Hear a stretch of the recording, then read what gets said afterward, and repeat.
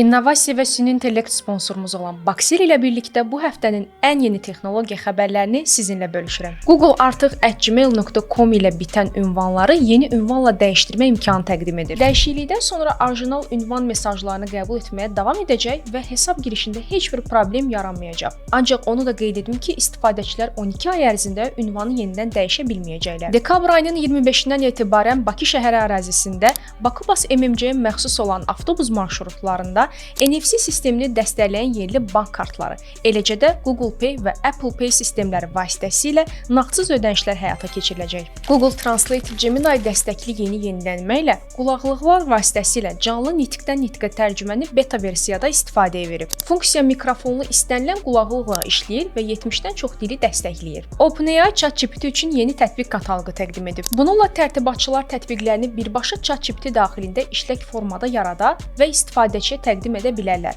Artıq Spotify, Apple Music, Zillow, DoorDash kimi xidmətlər söhbət zamanı istifadə oluna bilər. Xəbəriniz var ki, Udemy artıq Coursera-ya birləşir. Bəli, onlayn təhsil platforması olan Coursera rəqibi olan Udemy-nin səhmlərlə alacağını açıqlayıb. Razılaşma Birləşmiş şirkətin dəyərini 2,5 milyard dollar səviyyəsinə qiymətləndirir və gələn ilin ikinci yarısında tamamlanması gözlənilir. Meta artıq Sam Audio modelini təqdim edib. Model mətn təsvirləri, vizual kliklər və zaman xətti seçimləri ilə audio və video fayllarından konkret səsləri ayırmağa imkan verir. Həftəlik texnologiya xəbərlərindən məlumatlı olmaq üçün səhifəmizi izləməyə davam edin.